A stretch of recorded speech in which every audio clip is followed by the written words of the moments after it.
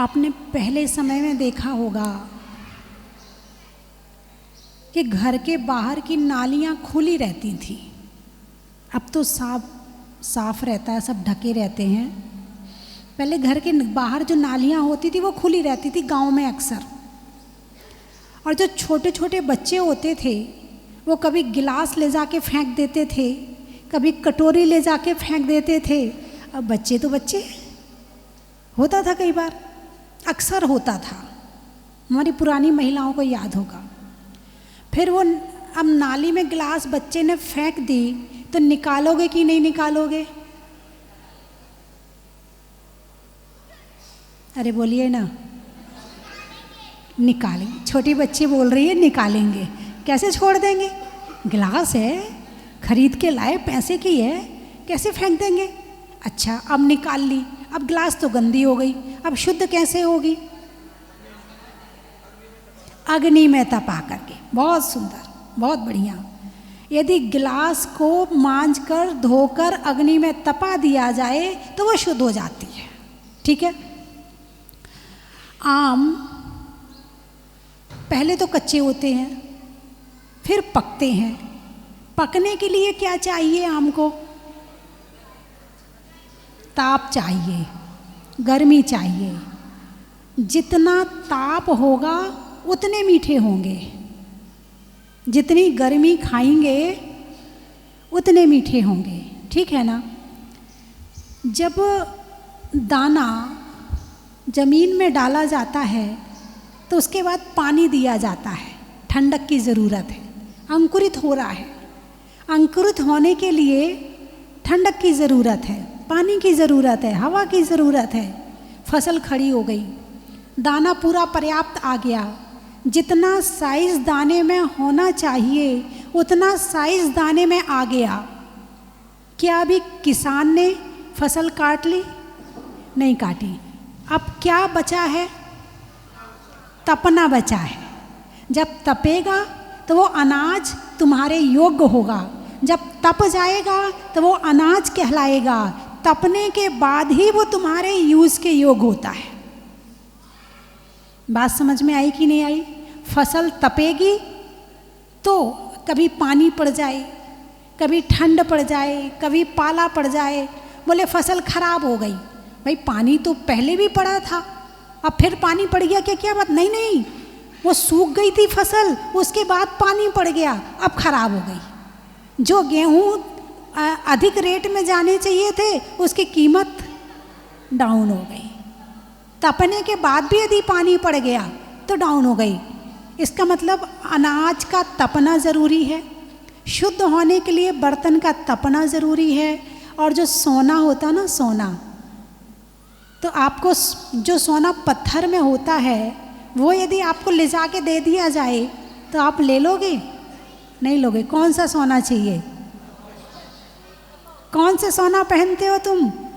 गले में तुम्हारी जो चेन पड़ी है वो कौन सा सोना है? तपा हुआ सोना है। और एक बार नहीं, दो बार नहीं, 16 ताव में तपा है। दुनिया से शिक्षा लो ना लो, भगवान महावीर से शिक्षा लो ना लो, तुम्हारे गले में जो चेन पड़ी है उससे शिक्षा ले लो कि सोने की कीमत तब हुई है जब ये अग्नि में तपा है, और तुम्हारी कीमत तब होगी जब तुम भी तप की अग्नि में तपोगे। तुम्हारी कीमत भी उसके बिना होने वाली नहीं है। तो तप 12 प्रकार के बताए हैं। 12 बाह और 12 अंतरंग। बाहर से भी तपाया, अंदर से भी तपाया। जब दोनों तरफ से तपोगे ना तब मामला पूरा होगा। और जो दोनों तरफ से नहीं तपता है तो अभी अधूरा है मामला। अनशन, उपवास करना, बाह्य तप है। ऊणोदर, भूख से कम खाना। अनशन, ऊणोदर, व्रत परिसंख्यान, नियम लेके खाना। ऐसा होगा तो ऐसा करेंगे, इतने बजे खाएंगे, इसके बाद नहीं खाएंगे, रात्रि में नहीं खाएंगे, नियम लेके खाना। रस परित्याग, एक एक रस छोड़ करके खाना।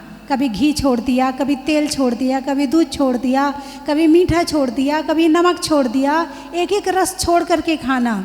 विविक्त शय्यासन, एक आसन में बैठने का अभ्यास करना।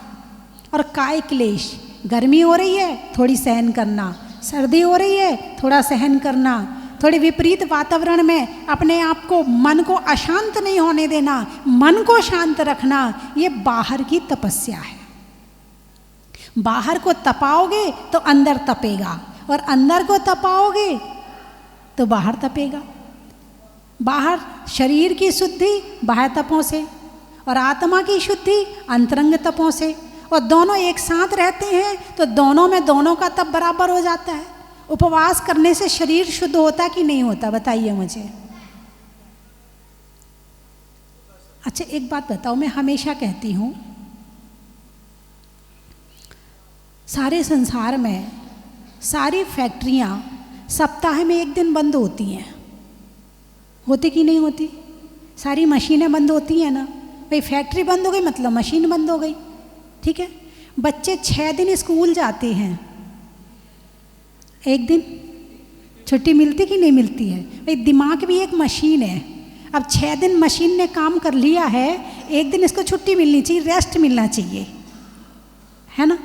जितने सरकारी दफ्तर हैं 7 दिन में एक दिन बंद होते हैं। पेट भी एक मशीन है, क्या? अरे बोलिए ना, मशीन कहने तैयार नहीं हो, मशीन ही है। जैसे उस मशीन में माल बनता है, कच्चा माल डाल दिया जाता है और फिर उसमें से जो माल चाहिए है वो बन जाता है। ऐसे ही पेट एक मशीन है, आप तो कच्चा माल डाल देते हो, बाकी शरीर की हड्डी बनाना, चर्बी बनाना, रस बनाना, शक्ति बनाना, ऊर्जा बनाना, नसों को तैयार करना है, जो शरीर में चाहिए पड़ता है। अब वो तुम्हारा काम नहीं है, तुमने तो केवल डाल दिया। बाकी काम किसका है? बाकी काम किसका है? पेट की मशीन का। किसका है? अब पेट की मशीन ने 6 दिन काम कर लिया, अब एक दिन रेस्ट होना चाहिए कि नहीं होना चाहिए? यदि तुम उससे ज़्यादा काम कराओगे तो क्या होगा? बीमार हो जाएगा। किसी व्यक्ति से ज़्यादा काम करवाओगे तो बीमार हो जाएगा। ऐसे ही तुम पेट से ज़्यादा काम करवाओगे, यदि सबसे ज़्यादा जोर पड़ता है तो पेट के ऊपर है। दिमाग पे तुम जोर कम डालते, घंटे 2 घंटे काम करके बस बहुत हो गया कि दिमाग गर्म हो गया, बस अब बाद में करेंगे। मोबाइल भी चलाओगे तो घंटा 2 घंटे के बाद थक जाते, भाई बस बहुत हो गया, अब थक गए, मेरी आँखें थक गई हैं। लेकिन पेट एक ऐसी चीज़ है कि सोते सोते डाल के सोते हो। क्या? सोते सोते डाल के सोते हो। तुम सो जाते हो, पेट काम करता रहता है, पेट को आराम नहीं मिलता है। इसलिए भगवान महावीर ने कहा है कि सूर्यास्त के पहले पहले भोजन कर लेना चाहिए, यानी कि जब आप सोओगे तब तक भोजन पच जाएगा तो आपको भी आराम मिलेगा, पेट को भी आराम मिलेगा। ठीक है ना। अब तो वैसे भादों का महीना चल रहा है, रात्रि भोजन तो छोड़ ही दिया होगा आप लोगों ने। किस किस ने छोड़ दिया रात्रि भोजन भादों के महीने में?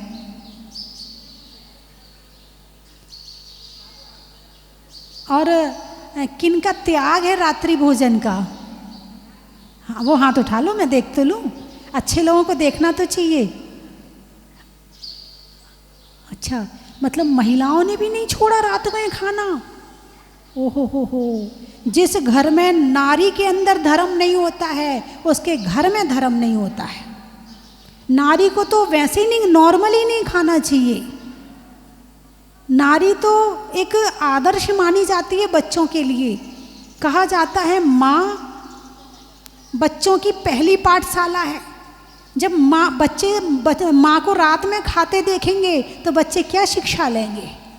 इसलिए सबसे पहले महिलाओं को तो रात्रि भोजन त्याग करना ही चाहिए। और अपने बच्चे से कहना चाहिए, बाई चांस उसके पिताजी खाते भी हों बच्चों के, तो बच्चों को शाम को खिला करके, अपन लोग तो शाम को खा लेंगे, अब पापा तेरी देर हो जाती, चल कोई बात नहीं है, लेकिन बच्चों में तो आदत डालनी चाहिए। इससे शरीर का स्वास्थ्य, पेट का स्वास्थ्य और अहिंसा धर्म का पालन, भगवान की आज्ञा का पालन, आज्ञा सम्यक्त्व का पालन नियम से हो जाता है।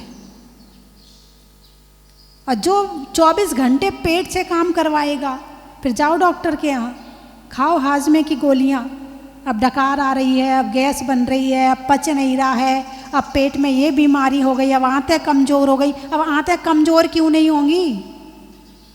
क्या? अरे कुछ तो बोलो, गर्दन क्यों लटका ली? चलो भादों का आज कितनी तारीख है? 1 तारीख है, ठीक है।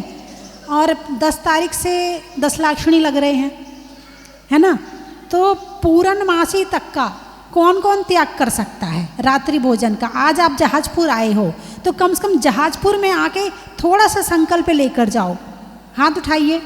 जहाजपुर में आके केवल 10 लाक्षणी तक का अच्छे से हाथ उठाइए। चलिए, बहुत अच्छी बात है।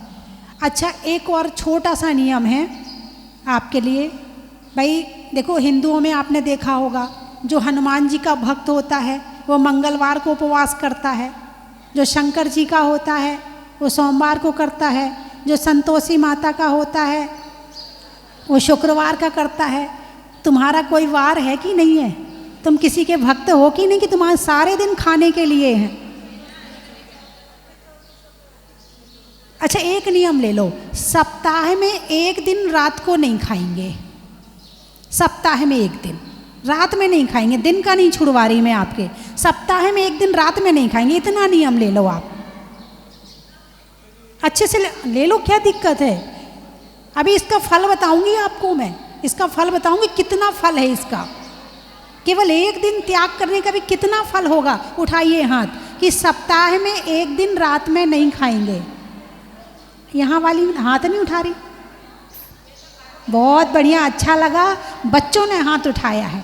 ये केवल अभी का नियम नहीं है, ये आप इसको चलाते रहना। ये कोई बड़ा नियम नहीं है, बहुत बड़ा नियम नहीं है। केवल महीने में 4 दिन होते हैं, सप्ताह में 1 दिन, महीने में 4 दिन। कोई भी आप 1 दिन रख लो, हमें उससे दिक्कत नहीं है।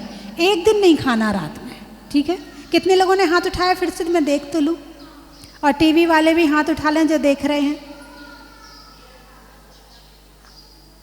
बहुत बहुत अच्छा लगा। चलो, आपने इतना नियम तो लिया, आपने नहीं लिया, ले लिया, ठीक है, पक्के नियम वाली है, बहुत बढ़िया। बंधुओं, अनशन, ऊणोदर, व्रत परिसंख्यान, रस परित्याग, काय क्लेश, ये बाहर के तप हैं। और बाहर के त्याग से मन त्याग की तरफ जा रहा है। कहाँ जा रहा है? आपने एक टाइम का भी छोड़ा ना, तपस्या हो गई। आपने रात्रि भोजन भी त्याग कर दिया ना, तपस्या हो गई। कभी आपने सोचा आज अष्टमी है, आज हम भूख से कम खाएंगे, तपस्या हो गई। आपने ये कह दिया कि आज हम घी नहीं खाएंगे, तपस्या हो गई। आपने कहा मीठा नहीं खाएंगे, तपस्या हो गई। कितनी इजी है। पूरा उपवास करने की बात नहीं कर रही हूँ, इतना तो कर ही सकते हो कि कभी भी मन करे आज रात में नहीं खाना है, चलो भादों लग गया रात में नहीं खाना है, अष्टानी का पर्व लग गया वाल रात में नहीं खाना है। 10 लाक्षणी साल में 3 बार आती है, तीनों 10 लाक्षणी में रात्रि भोजन नहीं करेंगे। ऐसा हो सकता कि नहीं होता? अष्टानी का पर्व में नहीं करेंगे, इतना तो हो ही सकता है ना।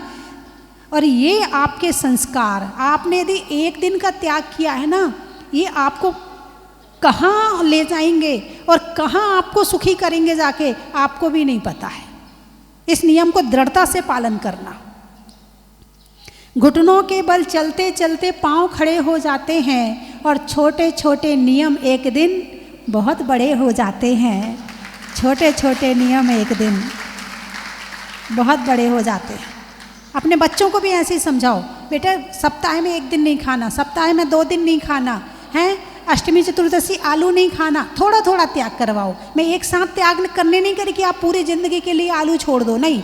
हम अष्टमी चतुर्दशी आलू नहीं खाएंगे, हम 10 लाक्षणी में आलू नहीं खाएंगे, हम हरी नहीं खाएंगे। छोटे छोटे नियम लो, मैं बड़े नियम की बात नहीं कर रही, क्योंकि माहौल मुझे पता है आजकल का माहौल कैसा है। आजकल के लोग तपस्या करते तो हैं, जैसे सटावश्यक बताए ना, देव पूजा, गुरु उपासना, स्वाध्याय, संयम, तप और दान, ये सटावश्यक है।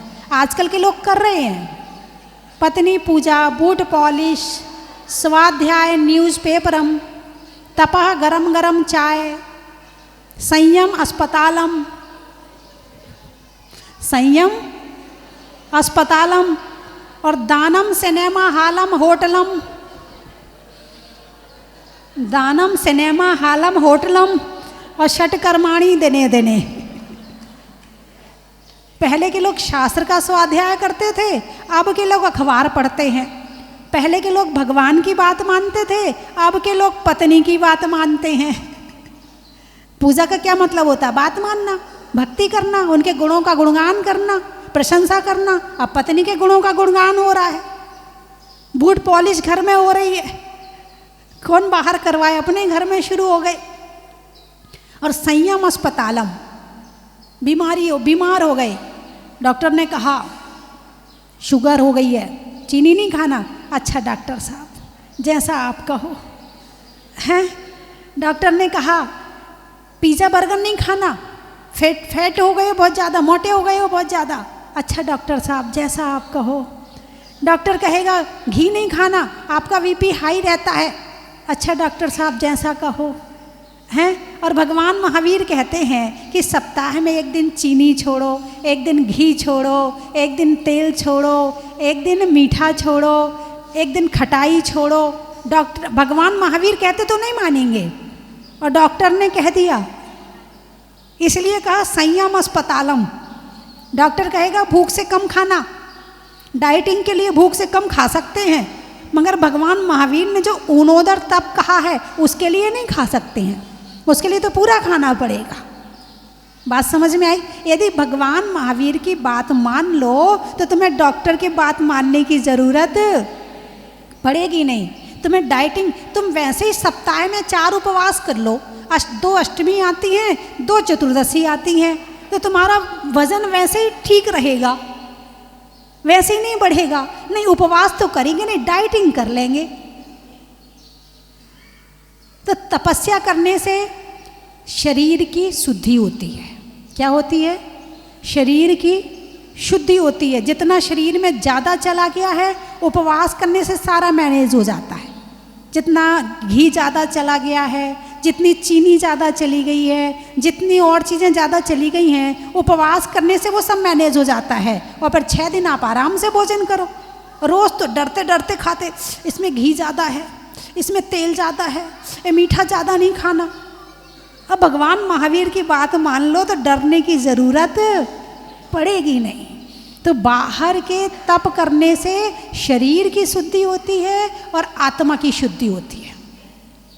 अब बचे 6 अंतरंग तप: प्रायश्चित, विनय, वैयव्रत, स्वाध्याय, वित्सर्ग और ध्यान। कोई गलती हो गई है, प्रायश्चित ले लो। आज हमसे ये गलती हो गई, हम दूध नहीं पिएंगे। आज हमसे ये गलती हो गई है, आज हम चाय नहीं पिएंगे। आज हमसे ये गलती हो गई है, आज हमने मीठा छोड़ दिया। आज हमसे ये गलती हो गई है, 5 नमोकार मंत्र की माला फेरेंगे। प्रायश्चित कर लो।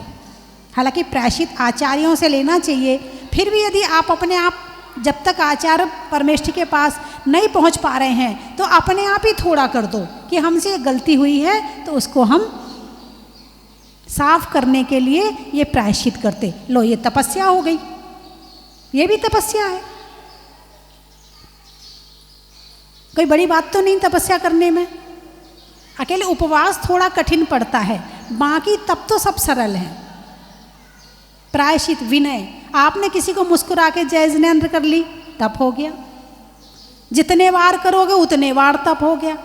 आपने देवशास गुरु की भक्ति करी, विनय करी, तप हो गया। आपने साधर्मियों की सहायता करी, तपस्या हो गई। आपने किसी का सहयोग किया, तपस्या हो गई। हैं? तो प्रायश्चित, विनय, वैयावृत्ति, सेवा करना। आपके घर में कोई बीमार है, आपने उसकी सेवा करी तो तपस्या हो गई। गुरुओं की सेवा करी और बड़ी तपस्या हो गई। मंदिर में आपने दान दिया, तपस्या हो गई। दान को भी तप में ले लिए, क्योंकि सेवा हुई ना। मंदिर बनाया, मंदिर बनाने में फिर हजारों भक्त आएंगे, भक्त आकर भगवान की भक्ति करेंगे, उसका 6वां हिस्सा तुम्हें मिलेगा। अभी हमारे सुधीर जी, सुनील जी, बिलाला, इंदौर वाले, अनूपनगर वाले, उनकी तरफ से कमरा आया।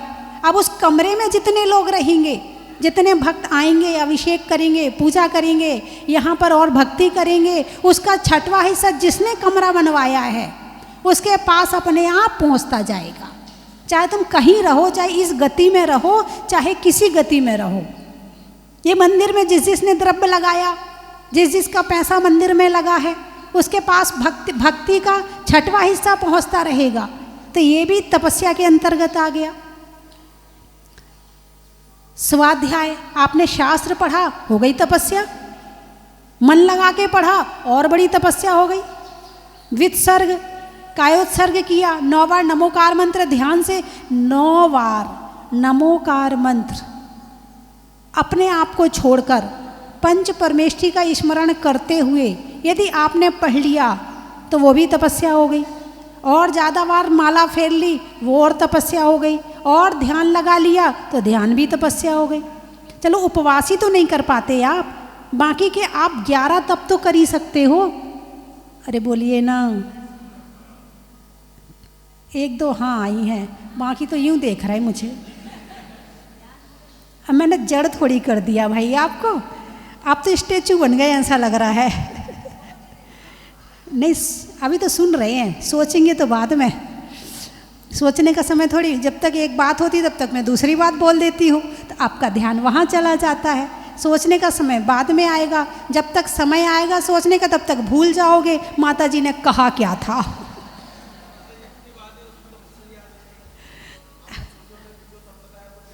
हाँ, है ना, किसी का सम्मान करना, किसी की प्रशंसा करना, किसी की तारीफ करना, किसी के गुणों का वर्णन करना, निंदा नहीं करना, देख के चलना, सब तपस्या के अंतर्गत आता। अब तपस्या से होता क्या है वो बता दूं। तपसा निर्जराचा, तत्वार्थ सूत्र के कौन से अध्याय में है? 9वें अध्याय में एक सूत्र है, तपसा निर्जराचा। तपस्या करने से कर्मों की निर्जरा होती है। कर्म 2 प्रकार के होते हैं, पुण्य कर्म और पाप कर्म। पाप कर्मों की निर्जरा होती है, पुण्य की निर्जरा नहीं होती है। किसकी निर्जरा होती है? अक्सर लोग आके मंत्र मांगते हैं, बोले माता जी कोई मंत्र दे दो, बहुत कर्म उदय में आ रहे, तपस्या करो। तपस्या क्या करो? तपस्या करो। प्रतिदिन अभिषेक करने जाओ, पूजा करो, हैं, एकासन करो, अष्टमी चतुर्दशी के एकासन करो, रात्रि भोजन का त्याग करो। आप ऐसे छोटे छोटे नियम लेके तपस्या करो ना। रस परित्याग करो, स्वाध्याय शुरू कर दो, सबका सम्मान करना शुरू कर दो, गाली देने का त्याग कर दो। गाली देने में बहुत पाप लगता है, बहुत बहुत। एक तो जो वचन निकल रहे वो जिनवाणी वाले वचन हैं, और उसको यदि आपने गाली बना के बाहर निकाला है तो आपने बहुत सारे पाप का बंद कर लिया। गाली देते हैं आप लोग? कौन कौन नहीं देता वो हाथ उठाओ, बाकी का पता चल जाएगा।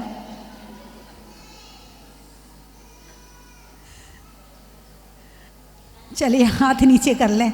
देखो अब आप देख लो, आपको छोड़ना हो तो छोड़ देना, है ना। कई बार लेबर होती है कि वो प्यार की भाषा समझती नहीं है।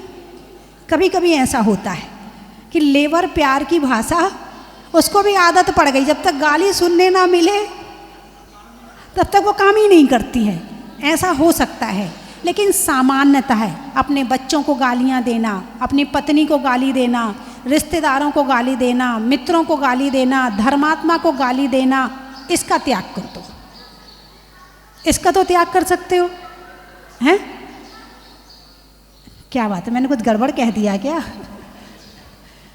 कम से कम धर्मात्मा को गाली देने में 4 पाप लगेगा, और परिवार वालों को गाली दोगे तो वो नाराज हो जाएंगे, डंडा बजाएंगे तुम्हारे ऊपर, बजाएंगे। तुम एक गाली दोगे वो 2 डंडे मारेंगे। अब वो वाले डंडे ना मारे मगर बातों के डंडे तो मार ही देंगे। तो इसीलिए कम से कम विनय के लिए ज़रूरी है कि गाली ना दी जाए, है ना। तो ये तप आप लोग करें तो बड़ा अच्छा लगेगा। अब हाँ, ये जो तपस्या है ना, मुनिराज ज़्यादा करते हैं, जो ज़्यादा से ज़्यादा है तपस्या का महाव्रतधारी मुनिराज जो हैं वो बड़ी बड़ी तपस्या करते हैं, बहुत बड़ी बड़ी तपस्या करते हैं। श्रावक नहीं करता है, श्रावक छोटी कर लेता है, और छोटी करते करते करते करते आपका अभ्यास बना रहा तो दीक्षा लेने के लिए भी आप आगे आ जाओगे, और अभ्यास रहा तो छोटे तप से बड़ा तप भी हो जाएगा, और जब बड़ा तप हो जाएगा तो कर्मों का नाश हो जाएगा और एक दिन मोक्ष की प्राप्ति हो जाएगी।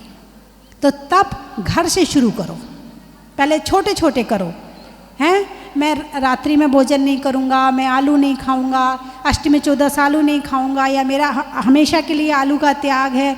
जैसे आप धीरे धीरे करके, हम अपने पास में इतने जोड़ी कपड़े रखेंगे, इतनी साड़ियों से ज़्यादा साड़ी नहीं रखेंगे, इतने सोना से ज़्यादा सोना नहीं रखेंगे। आप छोटा छोटा तप करो शुरू पहले, और छोटे तप से फिर धीरे धीरे बड़े तप में पहुँच जाना। तो ऐसा लग रहा थक गए सुनते सुनते, या घुटनों का दर्द आजकल बैठने नहीं देता है, क्योंकि सबको कुर्सी में बैठने की आदत हो गई है। अब यहाँ आते हैं तो भगवान के सामने तो ये लगता भगवान बस आपके सामने तो बैठ जाए नीचे, बाकी तो। चलिए मैं 3 चीज़ें बोलूँगी, आपको कहना बड़ा ही महत्व है। क्या कहना है आपको? तत्वों में 7 का, भोजन में भात का, और तीर्थंकरों में मुनि सुब्रत नाथ का, पंखा में झलने का, बच्चों में पलने का, और भगवान की जमीन से निकलने का, दूर होने में समस्या का, तिथियों में अमावस्या का, और करने में तपस्या का। देखो मैंने आज, सब लोग बोलते ना कि दुख दूर होने का कुछ बता दो माता जी, मैंने आज आपको इलाज बता दिया। आप खुद ही कर सकते हो सारे इलाज, आप खुद ही बीमार हो और आप खुद ही डॉक्टर हो। आपका इलाज आपके हाथ में है, डॉक्टर बाद में करेगा, पहले आप करेंगे। और कुछ तो हमारे भगवान ही कर देते हैं है ना। कितने अतिशय होते हैं वो भगवान जी के द्वारा, यहाँ पर इतने सारे अतिशय होते हैं। कहाँ कहाँ से आए हैं? आम की बौर का, खाने में कौर का, और आने वालों में इंदौर का।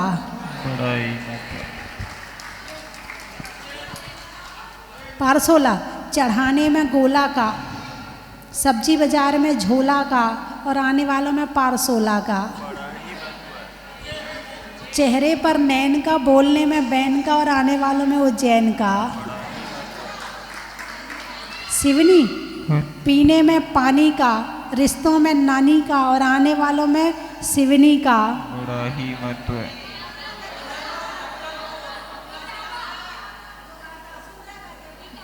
इटावा, मिठाइयों में मावा का, शादी के सावा का, और आने वालों में इटावा का। बड़ा ही महत्व है। ब्यावरा, रंगों में हरा का, जीवन में जरा का, और आने वालों में ब्यावरा का।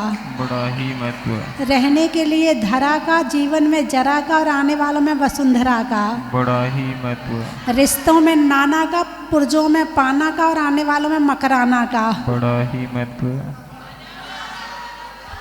मंदसौर, आम की बौर का, जंगल में मोर का, और आने वालों में मंदसौर का। बड़ा ही महत्व है। जोर से बोलो। कोलकाता, बारिश में छाता का, घर में माता का, और आने वालों में कोलकाता का। बड़ा ही महत्व है। जगदलपुर, बड़ी दूर से आए हो। रिश्तों में ससुर का, देवों में असुर का, और आने वालों में जगदलपुर का। बड़ा ही महत्व। मुंगाना, अनाज में दाना का, रिश्तों में नाना का और आने वालों में मुंगाना का। मनावर, पक्षी में पर का, शरीर में सर का और आने वालों में मनावर का। बड़ा ही महत्व है। लोहारदा, घर में दादा का, करने में वादा का, आने वालों में लोहारदा का। बड़ा ही महत्व है। मकरन बोल दिया। नहीं होने में विवाद का, गुरुओं के आशीर्वाद का और आने वालों में फिरोजाबाद का। बड़ा ही महत्व है। प्रभु के दर का, शरीर में सर का और आने वालों में अलवर का। बड़ा ही महत्व है। छोड़ने में मोह का, वस्तुओं की टोह का और आने वालों में दमोह का। बड़ा ही महत्व है। बांसवाड़ा, महिलाओं में कड़ा का, गर्मी में घड़ा का और आने वालों में बांसवाड़ा का। बड़ा ही महत्व है। टूंडला, गाने में गला का, टल्ले में बला का और आने वालों में टूंडला का। बड़ा ही महत्व है। एटा, माँ के बेटा का, बच्चों में टाटा का और आने वालों में एटा का। बड़ा ही महत्व है। हो गए सारे? जोर से बोलो। सॉरी। नलवाड़िया, सुबह के बाद शाम का, सुबह के बाद शाम का, करने में राम राम का और आने वाले में नलवाड़ी आसाम का। बड़ा ही महत्व है। सॉरी। सोरई, चौरई। चौरई, अच्छा सिवनी के पास है। महीनों में मई का, रजाई में रुई का और आने वालों में चौरई का। बड़ा ही महत्व है। 52 गजा, मंदिर पर ध्वजा का, मंदिर पर ध्वजा का, प्रभु की रजा का और आने वालों में 52 गजा का। बड़ा ही महत्व है। गारला, अच्छा। बाल्टी में तला का, बाल्टी में तला का, करने में भला का और आने वालों में तेलंगाना गारला का। बड़ा ही महत्व है। बहुत बढ़िया, गाजियाबाद हो गया। कौन सी रिद्धि है मुझ में?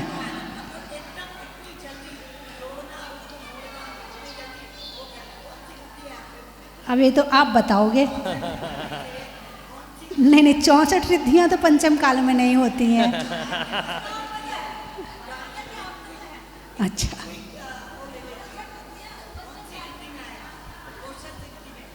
अब भगवान से प्रार्थना करूंगी, उतनी तपस्या करूं, वो वाली रिद्धि प्राप्त हो जिसे कहते प्रज्ञा श्रवण रिद्धि।